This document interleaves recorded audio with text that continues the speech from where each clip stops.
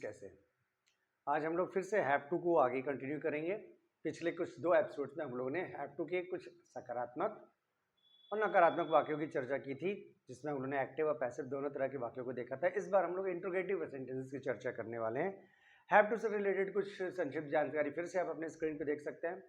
जैसा कि इसमें लिखा है कि हैव टू की पहचान करना हो तो सबसे पहले देखिए क्या वर्ब के साथ ना, ने, नी या ना पढ़ा, नी पढ़ी, ने पढ़े लगा है क्या।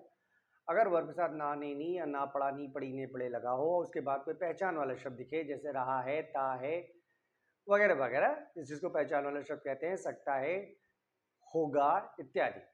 तो अब उस केस में ना या ना पढ़ा की इंग्लिश हैव टू मानकर चलते हैं। इस तरह के वाक्य पढ़कर आपको हमेशा ये लगेगा कि जैसे कोई मजबूरी में कोई काम किया जा रहा हो, अपने मन से काम नहीं किया जा रहा हो, मजबूरी में किया जा रहा हो। अक्सर ऐसा लगेगा, कभी कभी ऐसा नहीं भी लग सकता है।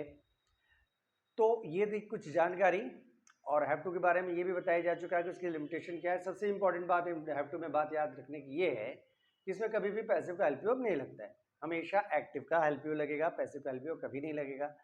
और अगर वाक्य पैसिव हो तो क्या करते हैं, पैसिव हो तो क्या करते हैं, वो आप देख सकते हैं आप स्क्रीन पे कि जब पैसिव होता है तो बी लगा के वर्ब का थर्ड फॉर्म प्रयोग कर दिया जाता है बस। लेकिन वाक्य में एक्टिव का ही हेल्प योग लगेगा, चाहे वाक्य एक्टिव हो चाहे पैसिव हो। ये थी थोड़ी सी जानकारी हैव टू के बारे में। अब चलिए शुरू करते हैं। सबसे पहला वाक्य आप अपने स्क्रीन पे देख सकते हैं, तुम्हें उसे क्यों बुलाना पड़ा। ये देख सकते हैं आप, ना पड़ा शब्द लगा हुआ है, वर्ब है बुलाना, उसके बाद लिखा है ना पड़ा, तो आपका यहाँ पर हैव टू का प्रयोग करना है। अब देख लें, अगर वर्ब है तो ऑब्जेक्ट खोजना पड़ता है। ऑब्जेक्ट खोजने के लिए आपको हम बताया जा चुका है कि ये जो ना पढ़ा लिखा है इसके पीछे जो वर्ब आ रहा है जिसे बुलाना, इसकी मदद से आपको सब्जेक्ट ऑब्जेक्ट खोजना है।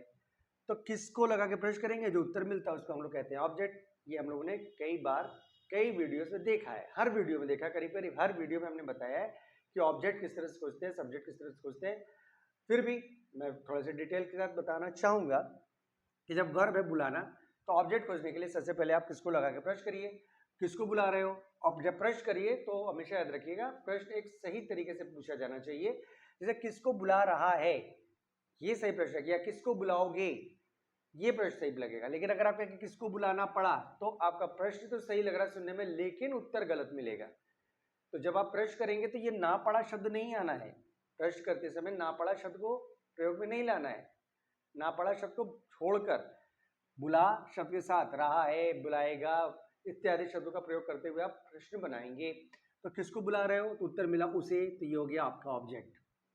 सब्जेक्ट खोजने के लिए क्या करते हैं, कौन लगा के प्रश्न करते हैं, कौन बुला रहा है या कौन बुलाएगा, तो उत्तर मिला तुम्हें बुलाना पड़ा होगा, यानी तुम बुलाओगे या तुमने बुलाया, तो ये हुआ आपका सब्जेक्ट। तो जरूरी नहीं हमेशा तुम शब्द लिखा होगा तभी आप इसको कहेंगे कि सब्जेक्ट है।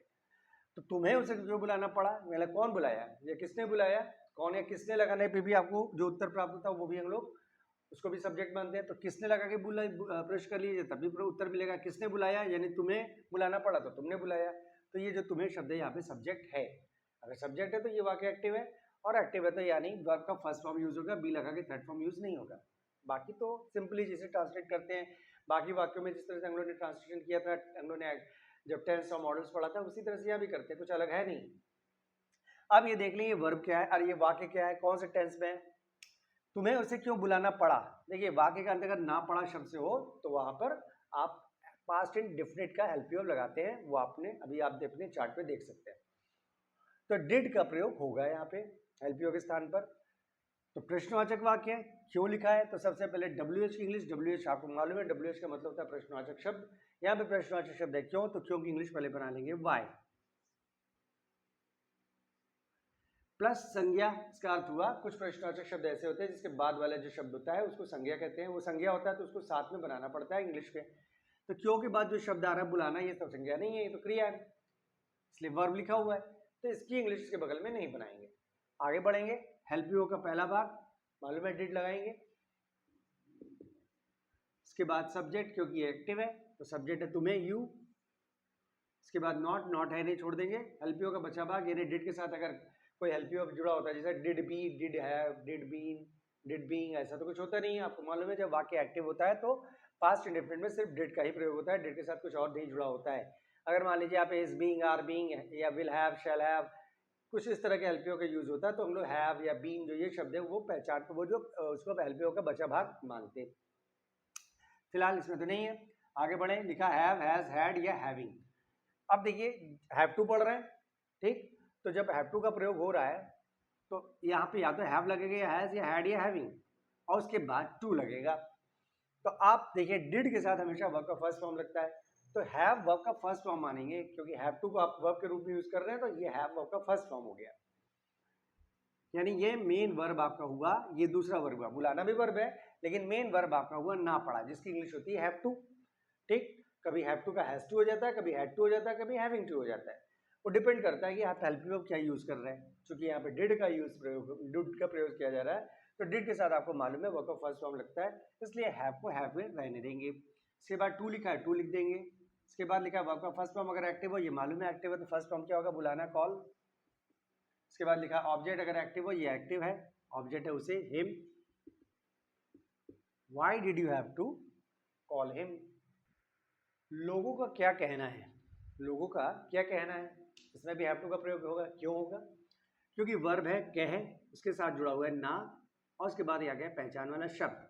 यानी पहचान वाला शब्द है जिससे टेंस की पहचान होती है, और वर्ब है कह, और उसके बीच में लिखा है ना। तो यानी वर्ब और पहचान वाले शब्द के बीच में ना या ना पड़ा शब्द लिखा है, तो वहां पे हैव टू का प्रयोग होता है मुख्य वर्ब के रूप में। अब क्या देखेंगे, वर्ब, वर्ब क्या है, कहना, तो इसकी मदद से ऑब्जेक्ट हो जाएंगे। ऑब्जेक्ट इसमें मिलेगा नहीं, किसको लगा के पूछे किसको कह रहा है, नहीं मिलेगा उत्तर। किसकी कह रहा है, किसका कह रहा है, किससे कह रहा है, क्या कह रहा है, ऐसा कुछ नहीं लिखा है, तो इसका उत्तर नहीं मिला, मतलब वाकई में ऑब्जेक्ट नहीं है। चलिए अब सब्जेक्ट खोजते हैं। सब्जेक्ट खोजने के लिए कौन लगा के प्रश्न करेंगे, कौन कह रहा है, लोग कह रहे हैं, लोगों का कहना है तो लोग कह रहे हैं, तो लोग हुआ आपका सब्जेक्ट। और अगर ये सब्जेक्ट तो एक्टिव है, एक्टिव है तो आप बी लगा के थर्ड फॉर्म नहीं करेंगे, खाली वर्ब का फर्स्ट फॉर्म यूज करेंगे। क्लियर है। अब देखते हैं ये वर्ब, ये कौन सा टेंस है, लोगों का क्या कहना है। अब अपने चार्ट में देखा कि अगर ना है नी है लिखा होगा तो वो भी प्रेजेंट डिफिनिट की श्रेणी में आता है, और उसमें हेल्प यू की जगह डू या डज का प्रयोग करना है। तो यहाँ पे लोग बहुवचन है, पीपल, पीपल के साथ क्या लगता है, डू लगता है, क्योंकि पीपल बहुवचन है तो डू का प्रयोग इसमें हेल्प यू के स्थान पर होगा। और ये भी प्रश्नवाचक वाक्य, तो सबसे पहले WH की इंग्लिश बनेंगे, यानी प्रश्नवाचक शब्द की इंग्लिश बनेंगे। प्रश्नवाचक शब्द है क्या, तो यहाँ पे क्या की इंग्लिश बनेगी, व्हाट। ठीक है, प्लस संज्ञा, यानी क्या के बाद जो ये शब्द है अगर संज्ञा होती है तो उसकी इंग्लिश इसके बगल में बना देते हैं, तो ये तो संज्ञा है नहीं, क्रिया है, तो व्हाट अकेले लिखेंगे। हेल्प यू का पहला भाग यानी डू। फिर सब्जेक्ट, सब्जेक्ट क्या है, लोग, पीपल। इसके बाद नॉट है नहीं, हेल्प यू का बच्चा भाग है नहीं, क्योंकि डू के साथ कोई हेल्प यू का बच्चा भाग नहीं होता है, डू अकेले यूज होता है। इसके बाद हैव, और डू के साथ वर्ब का फर्स्ट फॉर्म यूज होता है, इसलिए यहाँ पे हैव लिख देंगे। इसके बाद टू लगाना है, फिर वर्ब का फर्स्ट फॉर्म क्योंकि एक्टिव है, वर्ब है कहना, say. What do people have to say, what do people have to say. क्या खरीदना था, खरीद वर्ब है, उसके बाद ना अक्षर जुड़ा है, उसके बाद पहचान वाला शब्द आया है, था और वर्ब के बीच में लिखा है ना, तो ये ना की इंग्लिश होगी हैव टू, यही पहचान है। अब देख लें, वर्ब है खरीदना, तो ऑब्जेक्ट क्या है, किसको लगा के प्रश्न करेंगे, किसको खरीद रहा है, उत्तर नहीं मिला। किसकी खरीद रहा नहीं मिला, किसका खरीद रहा नहीं मिला, किससे खरीद रहा नहीं मिला, क्या खरीद रहा नहीं मिला। ठीक है, चलिए अब पता चल गया कि इसमें ऑब्जेक्ट नहीं है, तो सब्जेक्ट खोज लेते हैं। ऑब्जेक्ट है, दरअसल ऑब्जेक्ट है, क्यों है बता देते हैं। देखिए अगर ये क्या जो शब्द है ना, अगर यहाँ पे भी क्या लिखा है और ऑब्जेक्ट खोजने के लिए भी क्या शब्द का प्रयोग करते हैं, लेकिन अगर क्या शब्द के बाद वर्ब आए तो समझ जाइए जो क्या शब्द है वो खुद ऑब्जेक्ट है। ठीक है, अगर क्या शब्द के बाद वर्ब दिखाई दे जाए तो क्या शब्द को ऑब्जेक्ट मान लिया जाता है, ये बात दिमाग में रखिएगा हमेशा। तो यहाँ पे क्या शब्द ही ऑब्जेक्ट है। ठीक है, अब सब्जेक्ट को जो सब्जेक्ट नहीं मिलेगा, कौन लगा के प्रश्न करिए, कौन खरीद रहा है या किसने खरीदा, इस प्रश्न का उत्तर नहीं है, इसका मतलब ये पैसिव है। अगर पैसिव है तो बी लगा के थर्ड फॉर्म प्रयोग करेंगे, लेकिन एक्टिव का ही हेल्प योग लगाएंगे, ये हमेशा याद रखिएगा। हैव टू में कभी भी पैसिव का हेल्प योग नहीं लगता है। अब ये कौन सा टेंस है, ये है पास्ट इंडेफिनिट, ना था। आपने चार्ट में देखा है अगर ना था लिखा होगा तो डिड का प्रयोग होगा। अब चलिए शुरू करें। सबसे पहले WH की इंग्लिश बनाएंगे प्रश्नवाचक शब्द की। प्रश्नवाचक शब्द है क्या, तो यहाँ पे क्या की इंग्लिश बनेगी कि नहीं, पहले ये चेक करना पड़ता है। आप लोगों ने देखा होगा पहले भी कई वीडियोस में कि जब क्या से वाक्य की शुरुआत होती है तो ये तय करना पड़ता है क्या की इंग्लिश बनेगी कि नहीं। इसका तरीका सिंपल सा ये था कि क्या जो प्रश्न है उसको पढ़कर सुनिए, देखिए कि उसका उत्तर हाँ या ना में आ रहा है कि नहीं। अगर हाँ या ना में आ रहा है तो क्या की इंग्लिश नहीं बनेगी, हाँ या ना में नहीं आ रहा है तो क्या की इंग्लिश बनेगी। तो देखिए क्या खरीदना था, तो उत्तर मिलेगा ये चीज खरीदनी थी, वो चीज खरीदनी थी, लेकिन ये उत्तर नहीं होगा कि हाँ या ना, ऐसा उत्तर नहीं आने वाला है। जैसे क्या तुम जा रहे हो, तो उत्तर आएगा हाँ या ना। क्या उसने काम पूरा कर लिया, उत्तर आएगा हाँ या ना। तो वहां पे क्या की इंग्लिश नहीं बनेगी। लेकिन यहाँ पे पूछ रहे हैं क्या खरीदना था, तो उत्तर में वो शब्द, उस उत्तर में वो शब्द बोलेंगे जो कि खरीदा जा रहा है। ठीक, तो इस केस में क्या की इंग्लिश बनेगी, यानी पहले WH यानी व्हाट लिखेंगे।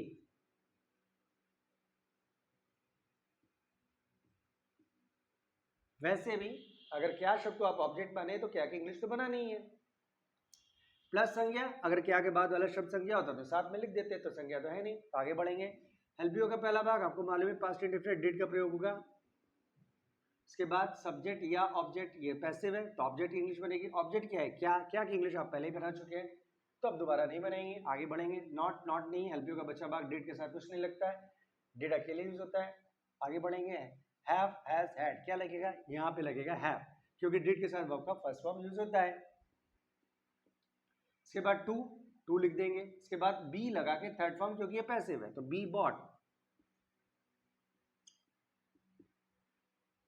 लेकिन अब यहां से आपको डिड हटाना पड़ेगा। क्यों, क्योंकि आप पास्ट इंडेफिनिट में पढ़ चुके हैं कि अगर डिड के बाद हैव आई या डिड के बाद वर्ब आए तो डिड हटा के वर्ब का सेकंड फॉर्म यूज करते हैं। तो यहाँ पे हैव टू जो है वर्ब के रूप में यूज हो रहा है, ये ध्यान रखिएगा। तो अगर डिड के बाद ये हैव टू आया यानी वर्ब आया तो डिड हटाएंगे और हैव टू का सेकंड फॉर्म लगाएंगे, यानी हैव का सेकंड फॉर्म क्या होता है, हैड होता है। हैव का सेकंड फॉर्म होता है हैड और थर्ड फॉर्म भी होता है हैड, ये आपको पहले ही बताया जा चुका है। तो इसलिए यहां पर होना चाहिए what had to be bought, what had to be bought. Clear.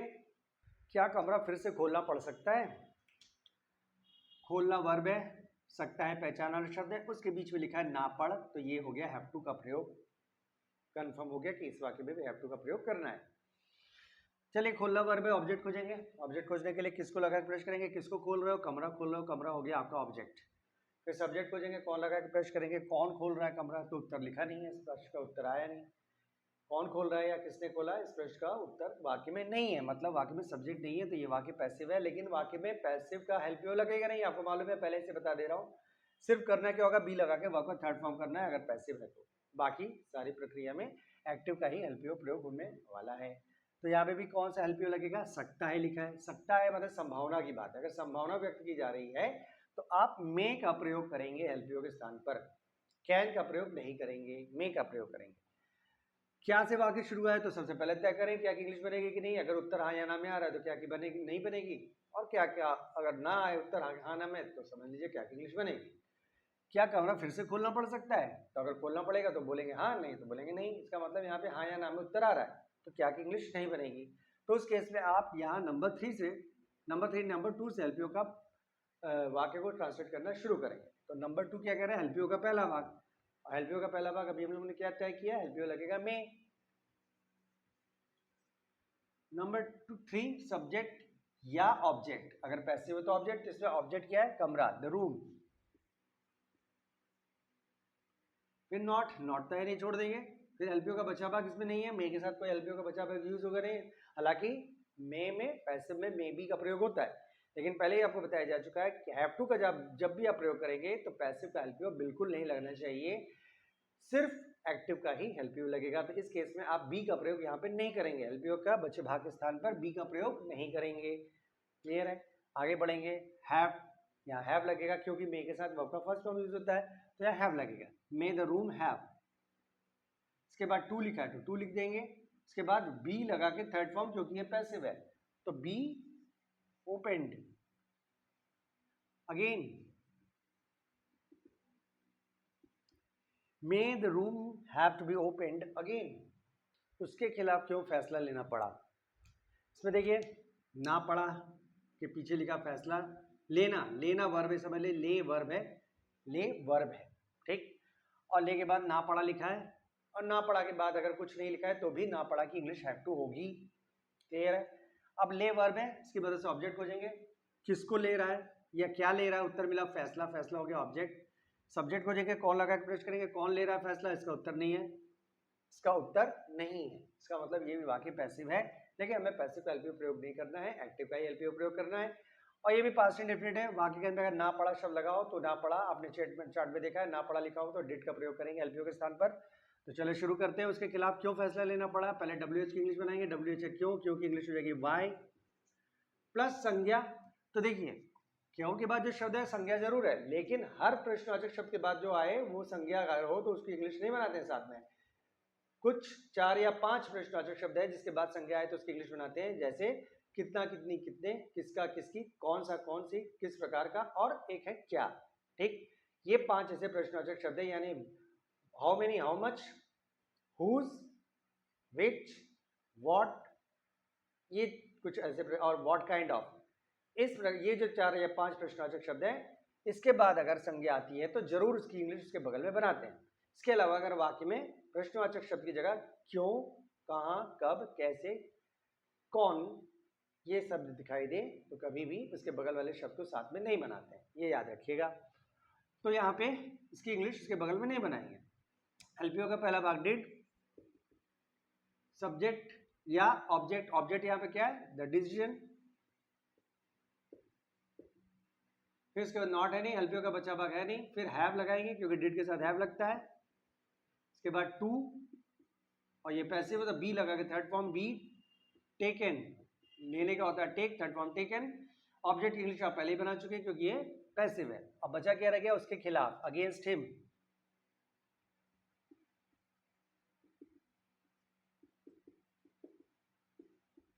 Why did the decision have to be taken against him?